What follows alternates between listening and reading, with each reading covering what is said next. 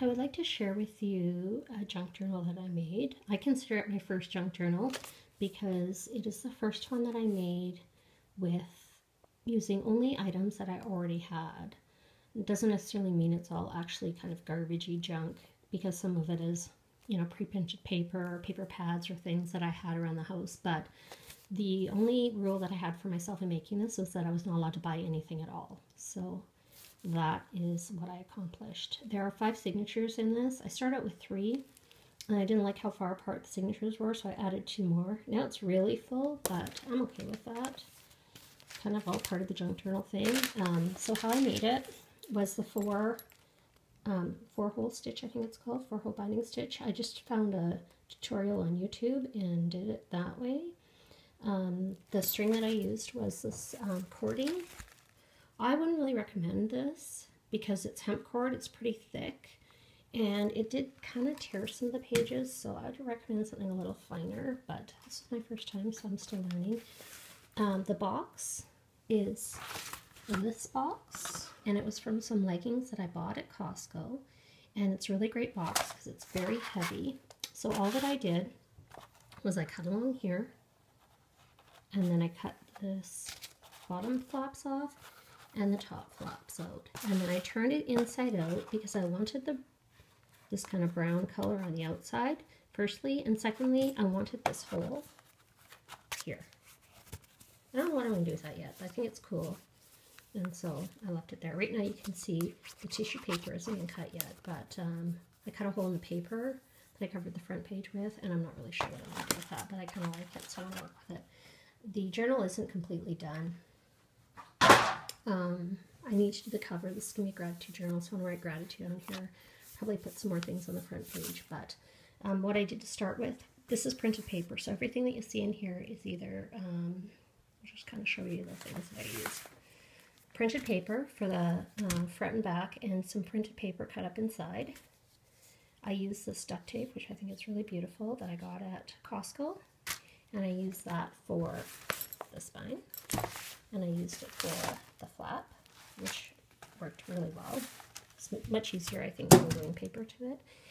The other thing I used in this journal was greeting cards. So I save all my greeting cards, and usually there's something about them that I love, which is the reason why I kept them. So I keep some elements about the card, but then I do cover up a lot of the writing and such to create journaling space. So this one, what I did was I left this white, because why not? You can journal on that. This I painted with acrylic, and then I used a stencil and sprayed over top to make a cool design. Kept this because this was obviously what I loved about the card, and this I covered in book paper. So you'll see a bunch of these throughout the journal. Obviously this didn't make the cut, but the other cool thing that I did with cards was if there was like 3 parts to it like this, then what I would do is 2 of these I would glue along here and along here. Glue that. That makes a pocket here. And then you can cover this and write on that. So you'll see some of those, I think 2 of those in the card, in the journal. I used this notepad my daughter gave me. I used it to make a little booklet. You'll see I fold the paper in half. You'll see that in there. I use this pad of paper that I had around the house that I love. I fold it in half so it looks a little strange in the journal, but I really like using it. I also used plain old graph paper, which I have a paper pad around here forever.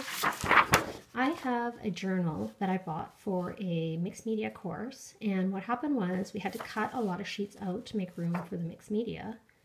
And so I had all these sheets of paper that I was going to throw out, didn't know what to do with, and I decided that I would tea dye them and cut them to fit in this journal, and they turned out really great. The weight of this paper is really awesome. I don't know what kind of paper it is. It was just cut out of a journal that I bought, but it's a nice weight of paper. It tea dyed really nicely.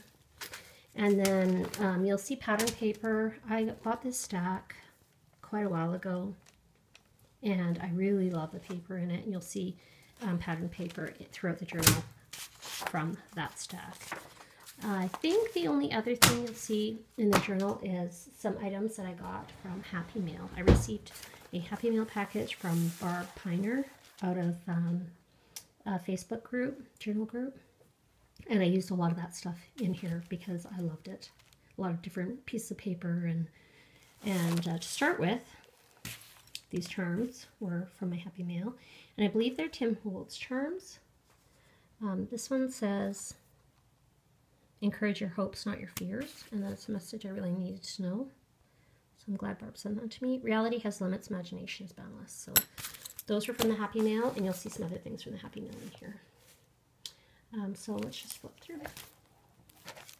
This is covered with Tim Holtz tissue paper that I had. And then this is a tea-dyed doily. I had these doilies around for a long time. I think they came from the dollar store, but I tea-dyed a few and put them in. This is one of those cards I was telling you about, so a repurposed greeting card. And what I did with this one, I painted, I sprayed it, I glued this thing on because I want to put a couple pictures on here. And then I washi taped the boarding card from a recent trip that I made to see my daughter. And then on the back of the card, I glued some of this scrap paper so I could write on it because there was advertisements on the back. I had to add more washi tape here because it was perforated and it was falling apart. But I journaled on that. It's attached with washi tape. This here is a package. My daughter recently got back from Argentina, and this package came from one of her favorite treats that she ate almost every day when she was in Argentina. It's like a wagon wheel. So I love it because it says Argentina right there, and it was one of her treats. So I ate the treat that she gave me, and then I just washed it out and glued it on here. I actually added a couple staples because it didn't seem to want to glue because of the type of paper it is, but that's been really cool because it formed a pocket. And inside the pocket, I have some of that penguin paper that I was showing you. This is the top from that package. I made a tablet. So I just stapled some of this penguin paper together to make a place to write and journal about my gratitude about my daughter and to Vancouver to see her. So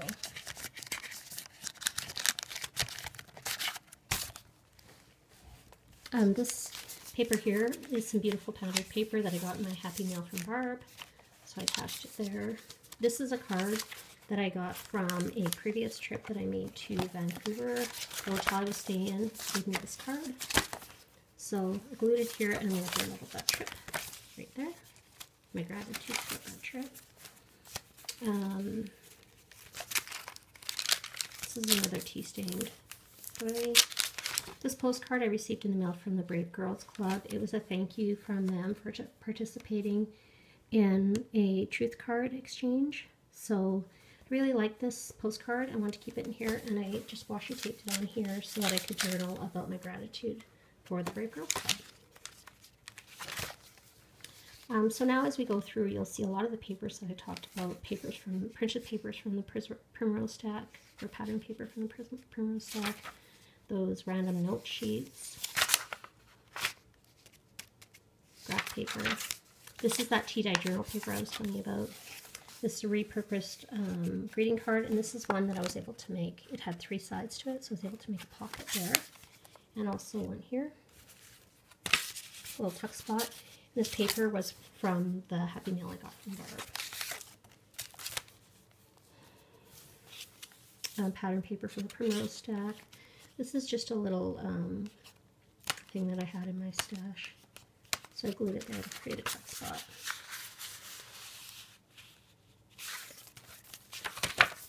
Graph paper. This graph paper, I accidentally cut it in my cutter with something else. I'm trying to teach myself that things don't have to be perfect, so I made myself put it in here anyway, even though it's not perfect. Which what in here is perfect, I guess. So